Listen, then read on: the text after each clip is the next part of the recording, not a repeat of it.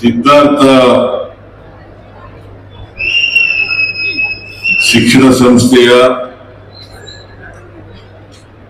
ಅಧ್ಯಕ್ಷರು,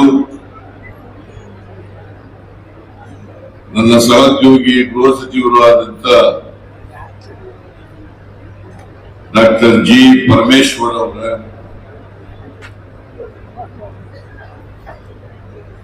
ಶ್ರೀಮತಿ ಪರಮೇಶ್ವರ್ ಅವರ, ಸಮಾಜ ಕಲ್ಯಾಣ ಇಲಾಖೆಯ ಸಚಿವರಾದಂತ ಡಾಕ್ಟರ್ ಎಸ್ ಸಿ ಮಹದೇವಪ್ಪ ಅವರ, ನರಸಿಂಹರಾಜ ವಿಧಾನಸಭೆ ಕ್ಷೇತ್ರದ ಶಾಸಕರು, ಮಾಜಿ ಮಂತ್ರಿಗಳು ಆದಂತ ತನ್ವೀರ್ ಶೇಖ್ ಅವರ, ಶಾಸಕರಾದಂತ ಕೃಷ್ಣಮೂರ್ತಿ ಅವರ, ಮೇಲ್ಮನೆಯ ಸದಸ್ಯರಾದಂತ ಡಾಕ್ಟರ್ ತಿಮ್ಮಯ್ಯ ಅವರ, ಮಾಜಿ ಶಾಸಕರಾದಂತ ಕುಮಾರಸ್ವಾಮಿ ಅವರ,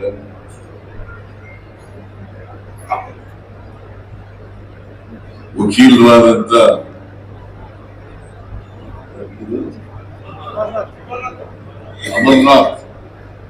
ಅಮರನಾಥ್ ಅವರ, ವೇದಿಕೆ ಮೇಲೆ ಇರ್ತಕ್ಕಂಥ ಎಲ್ಲ ಆಹ್ವಾನಿತ ಗಣ್ಯರ, ಇಲ್ಲಿ ನೆರೆದಿರ್ತಕ್ಕಂಥ ಎಲ್ಲ ಆತ್ಮೀಯ ಸೋದರ ಸೋದರಿಯರ, ಮಾಧ್ಯಮದ ಗೆಳೆಯರು, ಊಟ ಸಮಯ ಆಯ್ತು ಅಂತ ಹೇಳಿ ಕೆಲವರೆಲ್ಲ ಹೊರಟೋಗಿದ್ದಾರೆ.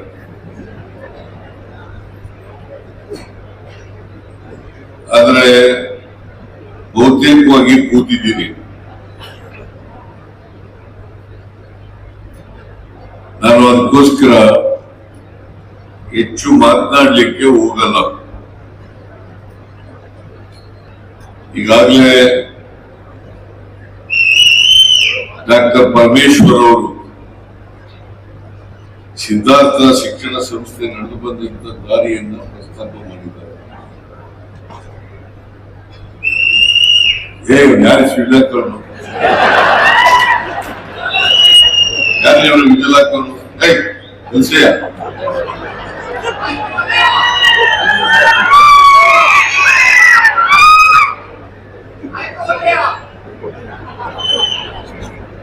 ಈಗ ಮಾತಾಡ್ಬೇಕೋ ಬೇಡವ ಮತ್ತೆ ಸುಮ್ಮನೆ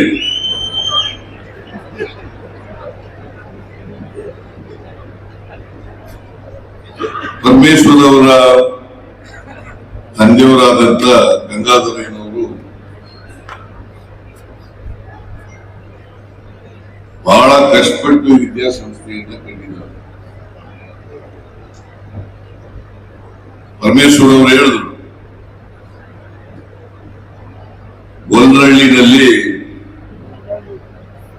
ಮೊದಲನೇ ಶಿಕ್ಷಣ ಸಂಸ್ಥೆ ಪ್ರಾರಂಭ ಆಯಿತು. ಅದು ಪ್ರಾರಂಭ ಆದದ್ದು ಕೊಟ್ಟಿಗೆನಲ್ಲಿ. ನೋಡಿ, ಇವತ್ತು ಕೊಟ್ಟಿಗೆನಲ್ಲಿ ಪ್ರಾರಂಭ ಆದಂತ ಗಂಗಾಧರಯ್ಯನವರು ಬೀಜ ಬಿದ್ದಂತ ವಿದ್ಯಾಸಂಸ್ಥೆ ಇವತ್ತು ಹೆಮ್ಮರವಾಗಿ ಬೆಳೆದಿದೆ. ಸುಮಾರು 35,000 ವಿದ್ಯಾರ್ಥಿಗಳು ಈ ಸಂಸ್ಥೆಯಲ್ಲಿ ವಿದ್ಯೆಯನ್ನ ಕಲಿತಾ ಇದ್ದಾರೆ. ಇವತ್ತು ಪ್ರಾಥಮಿಕ ಶಾಲೆಯಿಂದ ಹಿಡಿದು ಕಾಲೇಜುಗಳಿಗೆ, medical college, engineering college, BEd college, BSc college, MA, MSc ಎಲ್ಲ ಶಿಕ್ಷಣ ಸಂಸ್ಥೆಗಳು ಇವತ್ತೆಲ್ಲ ಒಳಗೊಂಡಿದ್ದಾವೆ. ಸುಮಾರು 86-87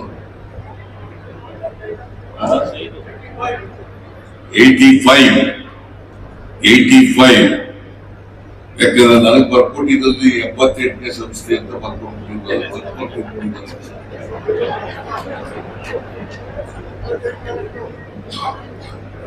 85 ಸಂಸ್ಥೆಗಳನ್ನ ಹೊಂದಿದೆ.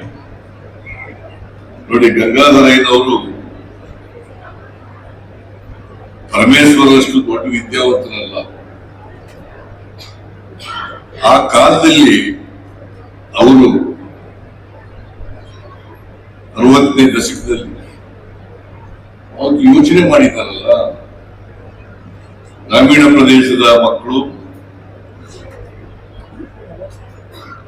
ಬಡವರ ಮಕ್ಕಳು, ಹಿಂದುಳಿದವರ ಮಕ್ಕಳು, ಯಾರ್ಯಾರು ವಂಚಿತರಾಗಿದ್ದಾರೆ ಅಕ್ಷರ ಸಂಸ್ಕೃತಿಯಿಂದ, ಅವರಿಗೆ ಗುಣಮಟ್ಟದ ಶಿಕ್ಷಣ ಸಿಕ್ಕಬೇಕು.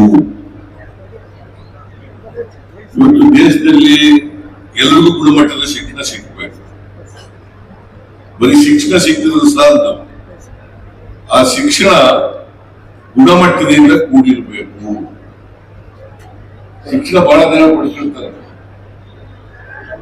ಆ ಶಿಕ್ಷಣದಲ್ಲಿ ವೈಚಾರಿಕತೆ ಇಲ್ಲ ಹೋದ್ರೆ, ಆ ಶಿಕ್ಷಣದಲ್ಲಿ ವೈಜ್ಞಾನಿಕತೆ ಇಲ್ಲ ಹೋದ್ರೆ ಅದು ಪ್ರಯೋಜನ ಆಗಿದೆ.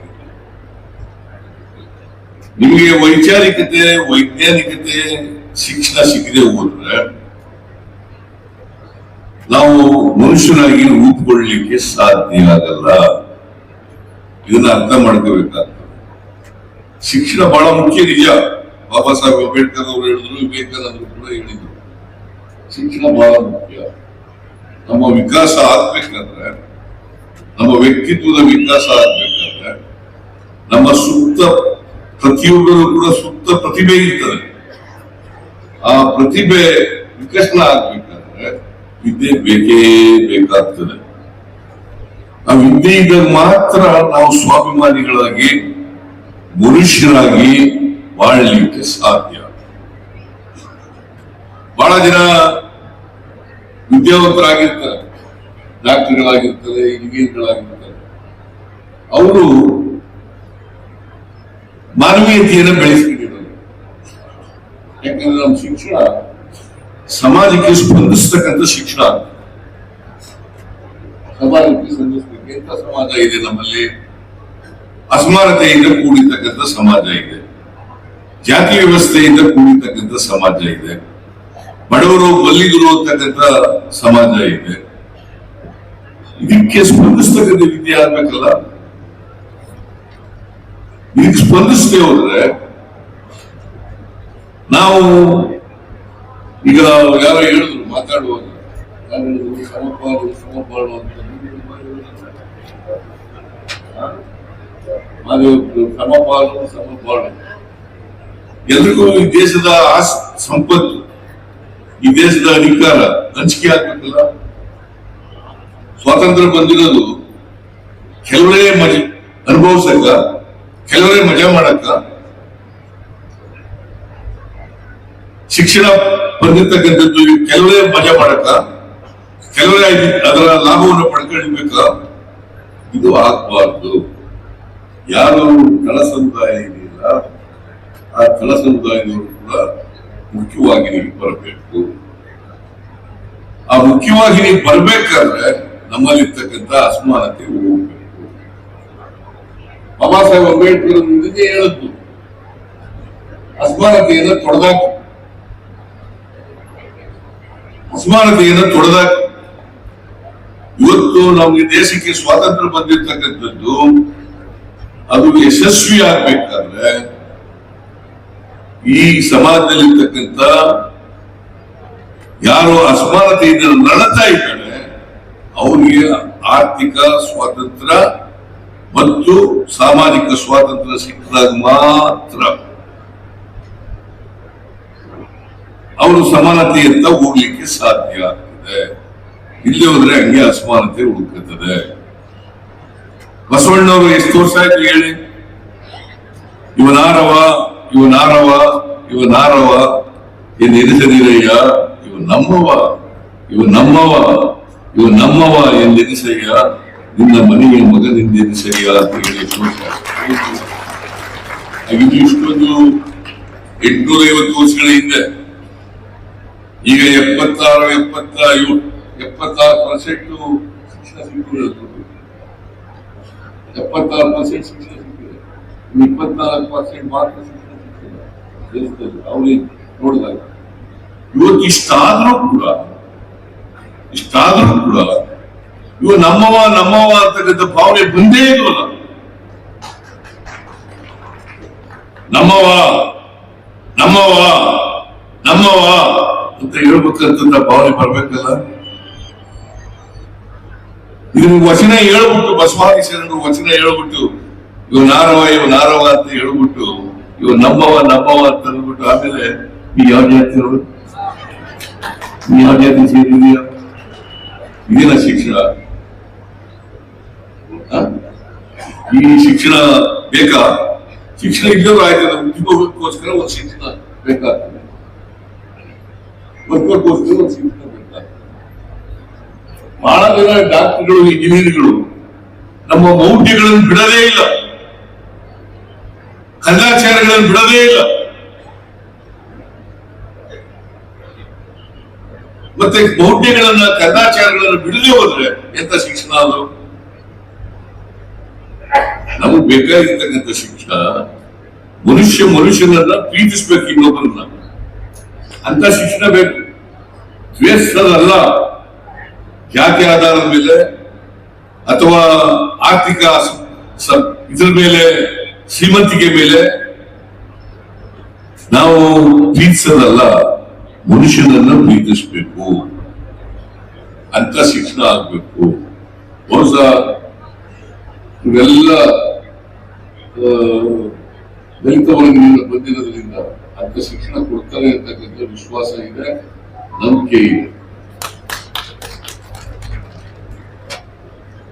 ಬಹಳ ಜನ ಈಗ ಮಹಿಳೆಯರು ಇಲ್ಲೆಲ್ಲ ಬಹಳ ಜನ ಕೂತಿದ್ದಾರೆ.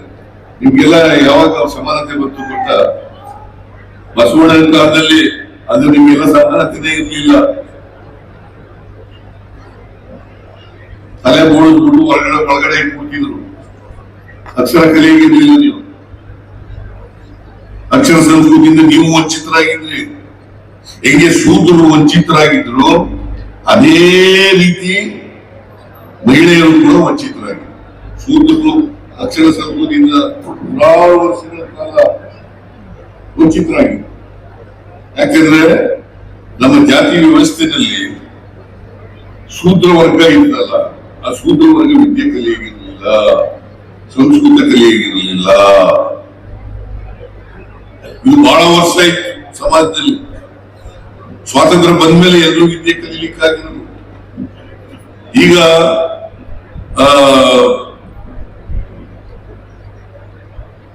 ಇದು ಒಂದು ಫಂಡಮೆಂಟಲ್ ರೈಟ್ ಆಗಿದೆ. ಫಂಡಮೆಂಟಲ್ ರೈಟ್ ಆಗಿದೆ. ವಿದ್ಯೆ ನಮ್ಮ ಹಕ್ಕು, ಮೂಲಭೂತ ಹಕ್ಕು. ವಿದ್ಯೆ ಕಲಿಯಲೇಬೇಕು. ಆದ್ರೆ ಕಲಿಯುವಾಗ ಎಂತ ವಿದ್ಯೆ ಕಲಿಬೇಕು ಅಂತಂದ್ರೆ ವೈಚಾರಿಕತೆ ಇರ್ತಕ್ಕಂಥ ಮತ್ತೆ ವೈಜ್ಞಾನಿಕತೆ ಇರ್ತಕ್ಕಂಥ ವಿದ್ಯೆಯನ್ನ ಕಲಿಬೇಕು. ನೀವು ವಿದ್ಯಾವಂತರಾಗ್ಬಿಟ್ಟು, ಡಾಕ್ಟರ್ಗಳಾಗ್ಬಿಟ್ಟು, ಇಂಜಿನಿಯರ್ಗಳಾಗ್ಬಿಟ್ಟು ಗೊತ್ತಿದ್ದು ತಪ್ಪ್ಯಾಕ್ ಮಾಡ್ಬೇಕು? ಯಾಕಪ್ಪ ನೀನು ಬಟ್ಟೆ ಇಲ್ಲ, ಒಟ್ಟಿಗೆ ಇಟ್ಟಿಲ್ಲ, ನಿನಗೆ ಮನೆ ಇಲ್ಲ, ಯಾಕೆ ವಿದ್ಯೆ ಕಲಿಲಿಲ್ಲ ಅಂತಂದ್ರೆ ನಾನು ಅದೇ ಬರ ಸ್ವಾಮಿ, ನಾ ಏನ್ ಮಾಡೋದು? ಯಾವ ದೂರ ಬಂದಿದ್ರು ನಿಮ್ ಕಡೆಯಲ್ಲಿ?